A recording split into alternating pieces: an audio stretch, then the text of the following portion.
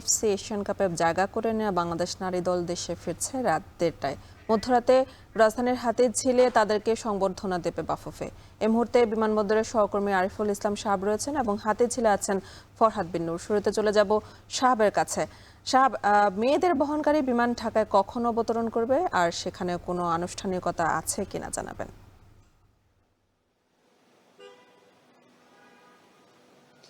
গৌরবের আর দুর্দান্ত এক ইতিহাস লিখে বাংলাদেশ দল দেশের উদ্দেশ্যে যাত্রা শুরু করেছে এবং এখানে যেই সময়ে আসার কথা রয়েছে সেটা হলো যে রাত 1:25 তাদের হযরত শাহজালাল আন্তর্জাতিক বিমানবন্দরে অবতরণের কথা রয়েছে। সন্ধ্যা 7টায় তারা মিয়ানমার থেকে ব্যাংককের উদ্দেশ্যে একটা ফ্লাইটে ধরেছিল এবং সেই ফ্লাইটটি রাত 9টায় সেখানে পৌঁছানোর কথা ছিল এবং পরবর্তীতে রাত 11:50 বাংলাদেশের উদ্দেশ্যে অর্থাৎ হযরত শাহজালাল আন্তর্জাতিক বিমানবন্দরের উদ্দেশ্যে তাদের রওনা দেবার কথা রয়েছে। ইতিমধ্যেই হয়তো সেই প্রক্রিয়াটাও শুরু হয়ে গেছে এবং রাত 1:25 দিকে বাংলাদেশে এসে তারা অবতরণ করবে এবং এখান থেকে পরবর্তীতে সরাসরি তাদেরকে নিয়ে যাওয়া হবে হাতিরঝিলে এমপি থিয়েটারে। তবে তার আগে এখানে কিছু আনুষ্ঠানিকতা রয়েছে, খুবই স্বল্প পরিসরে হলেও বাংলাদেশ নারী ফুটবল দলকে সংবর্ধনা দেওয়া হবে, মিষ্টিমুখ করানো হবে এবং তাদেরকে ফুলেল শুভেচ্ছা বা অভ্যর্থনা জানানোর পরে তারপরে তাদেরকে নিয়ে যাওয়া হবে। এবং বাংলাদেশের এই টোটাল যে জার্নিটা, সেই জার্নিটায় হয়তো পরিপূর্ণভাবে সংবর্ধনা দেওয়া বা একেবারে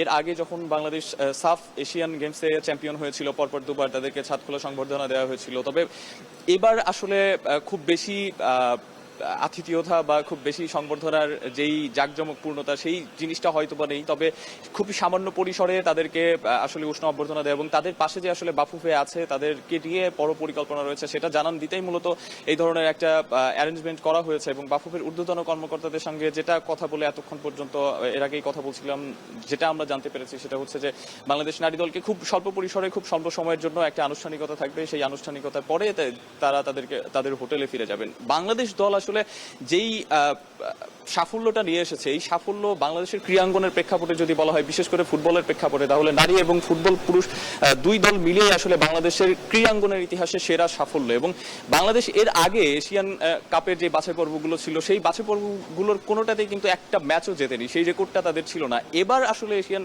গেমসে তাদের প্রতিপক্ষ, শক্তিশালী প্রতিপক্ষ ছিল মিয়ানমার, বাহরাইন বা তুর্কমেনিস্তান, তাদের বিপক্ষে যে সাফল্যটা বাংলাদেশ নিয়ে আসলো সেটাকে অনেকেই হয়তো মনে করতে পারেন যে আমরা জানি যে ভিডি বলা হয়, অর্থাৎ এলাম দেখলাম জয় করলাম, কিন্তু এটার প্রেক্ষাপট কিন্তু আসলে অনেক দিন আগে থেকেই শুরু হয়েছে এবং একের পর এক সাফল্য। আফিদা খন্দকার মিয়ানমারের সাথে জেতার পরে বলছিলেন যে তারা এতদিন ধরে যেই স্বপ্নটা দেখে এসেছেন সেই স্বপ্নটা অনেক কষ্টের পরে এবার সেটা বাস্তবায়িত হয়েছে এবং সেই সাফল্য, সেই স্বপ্ন পূরণের স্বীকৃতি স্বরূপই আসলে বাফুফে তাদেরকে এই সংবর্ধনা বা এই স্বীকৃতিটা আসলে দিতে যাচ্ছে। যদিও অনেক রাতে বাংলাদেশ নারী ফুটবল দল আসছে, এটা নিয়ে অনেক প্রশ্ন উঠেছে যে এত রাতে, রাত 2:30টায় কেন সংবর্ধনার আয়োজন করা হয়েছে। সেটা নিয়ে বাফুফের ঊর্ধ্বতন কর্মকর্তাদের যেই বক্তব্যটা ছিল সেটা হচ্ছে যে তারা নারী দলকে দেখাতে চায় যে তারা নারী দলের পাশে রয়েছে এবং একই সঙ্গে কিছু প্রশ্নও কিন্তু আসলে উঠবে যে বেতন বকেয়া বা বোনাস নিয়ে অনেক কিন্তু কথাবার্তা হয়েছে, গুঞ্জন হয়েছে, কিন্তু সেইগুলো আসলে পরিকল্পিতভাবে বা সঠিক পর্যালোচনা করে তাদেরকে এখন পর্যন্ত দেওয়া হয়নি।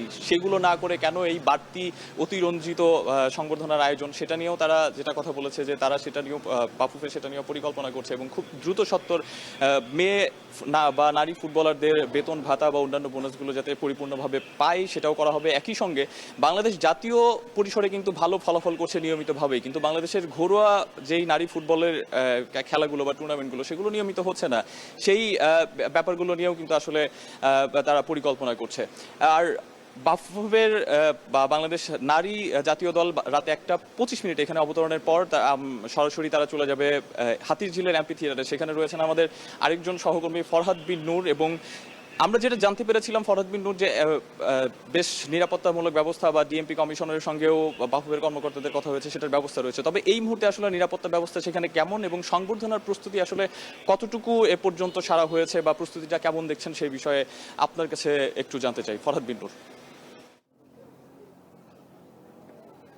ধন্যবাদ সাহাব। আমরা এখন যে হাতিরঝিলে যে এমভি থিয়েটার রয়েছে সেখানে আমরা অবস্থান করছি এবং এখানে দেখছি যে এখানকার যে সংবর্ধনাকে কেন্দ্র করে যে ধরনের প্রস্তুতি নেওয়া উচিত, যে ধরনের শৃঙ্খলা এবং নিরাপত্তা দেওয়া উচিত সেটিকে জোরদার করা হয়েছে। এবং আমরা এখন যেটি দেখছি যে বিভিন্ন রকমের যে প্রস্তুতি সেটি কিন্তু প্রায় শেষের দিকে রয়েছে এবং এখনও দেখছি যে আমরা বাফুফের যে কর্মকর্তারা রয়েছেন তারা কিন্তু এটি নিয়ে বেশ দৌড়ঝাঁপের মধ্যে রয়েছেন আমরা এখানে দেখছি। এবং আমরা দেখছি যে পুলিশ এখানে রয়েছেন, আইন শৃঙ্খলা রক্ষাকারী বাহিনীর যারা, তারা আমরা দেখছি যে গেটের বাইরে তারা কিন্তু অবস্থান করছেন এবং নানাভাবে তারা কিন্তু এখানে আইন শৃঙ্খলা পরিস্থিতির বিষয়টি তারা দেখছেন।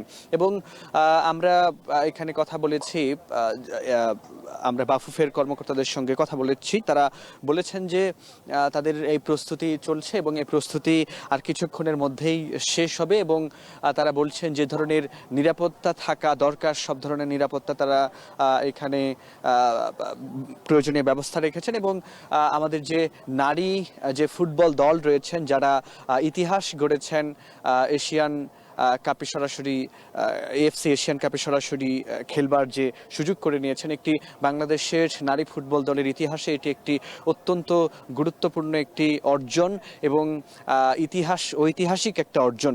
এবং এই অর্জনকে নারীদেরকে সংবর্ধনা দেওয়ার জন্য এবং এই নারীরা যে বাংলাদেশের ফুটবলকে যে এগিয়ে নিয়ে যাচ্ছেন এবং এত বড় একটা অর্জন, সেজন্য কিন্তু তাদেরকে এই আজকের এই সংবর্ধনার আয়োজন করা হয়েছে। যদিও আমরা জানি যে নারী ফুটবল দল রাত 1:25 ঢাকায় আন্তর্জাতিক শাহজালাল আন্তর্জাতিক বিমানবন্দরে পৌঁছাবে এবং এখানে 2:30টায় সংবর্ধনা হবার কথা রয়েছে। এবং এত রাতে আসলে এই সংবর্ধনার অনুষ্ঠানটি আয়োজন করার জন্যে নানা বিষয় থেকে নানা মহল থেকেও কিন্তু প্রশ্ন উঠছে যে নিরাপত্তার বিষয়টি, সে কারণে কিন্তু নিরাপত্তার যে বিষয়টি সে কারণে এখানে বাফুফের কর্মকর্তারা বলছেন যে তারা প্রয়োজনীয় নিরাপত্তা এখানে আইন শৃঙ্খলা রক্ষাকারী বাহিনীর সঙ্গে কথা বলে তারা সমন্বয় করে এখানে নিরাপত্তা দেওয়ার ব্যবস্থা করছেন। এবং আমরা যে বিষয়টি এখানে জানি সেটি হচ্ছে যে নারী দলের যে দুজন খেলোয়াড় রয়েছেন তারা কিন্তু আমরা জানি যে তারা খেলতে যাবেন ভুটানে, লিগ খেলতে যাবেন, সেই কারণে কিন্তু আজকে রাতেই আসলে সংবর্ধনাটি দেওয়া হচ্ছে। তো এই ছিল আমার কাছে সবচেয়ে তথ্য। নারী ফুটবল দলের সংবর্ধনা নিয়ে জানাচ্ছিলেন সহকর্মীরা।